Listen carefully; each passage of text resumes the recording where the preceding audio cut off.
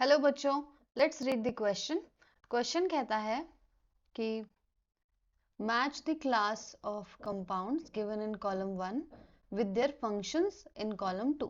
सो column 1 में हमें compounds के नाम दिए हुए हैं, antagonist, agonist, chemical messengers, inhibitors and receptors. और कॉलम 2 में हमें इनके फंक्शंस दिए हुए हैं, ये सारे फंक्शंस हैं, तो हमें इन्हें मैच करना है। So as we can see, जो ये फंक्शंस इसके दिए हुए हैं, it can be for two of the compounds. So हम फंक्शंस के हिसाब से मैच करेंगे, मतलब कॉलम 2 को कॉलम 1 से मैच करेंगे। सो यहाँ पे जो पहला वाला है, that is communicate message. So I would rather write A है communicate message between two neurons and that between neurons to muscles. तो ये जो कम्युनिकेटर वाला पार्ट जो होता है, that is chemical messenger, right. So A का जो मैच होगा वो होगा 3, which is chemical messenger. Now second function पढ़ते हैं, which is bind to the receptor site and inhibit its natural function.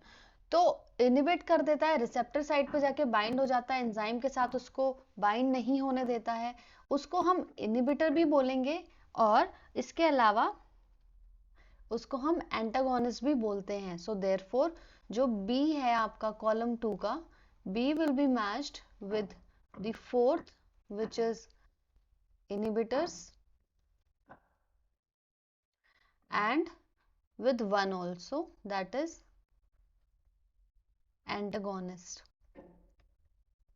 चलो अब आ जाते हैं सी पे।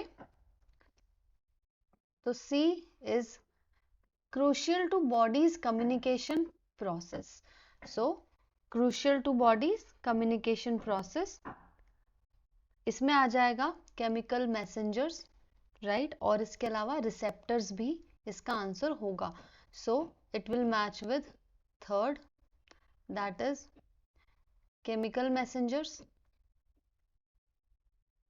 so जैसा कि नाम है इसका, it communicates the messages between the body parts and between tissues and nerves। इसके अलावा the fifth one is receptor। Receptors वो होते हैं जहाँ पे कम्युनिकेशन रिसीव होता है। So they are also the part of body जो कि कम्युनिकेशन प्रोसेस के लिए क्रूशियल होते हैं या फिर रिस्पॉन्सिबल होते हैं। चलो अब डी वाला देखते हैं। सो डी जो है, डी कहता है mimic the natural messengers. So mimic the natural messengers मतलब वो होता है एगोनिस्ट, राइट। सो डी का मैच होगा सेकेंड वाला, दैट इज एगोनिस्ट। अब आ जाते हैं ई पे। So E is inhibit activities of enzymes. So inhibitor and antagonist दोनों। सो इसका आंसर होगा first one, that is antagonist, and fourth is inhibitors। So I hope this answer is clear to you. Thank you.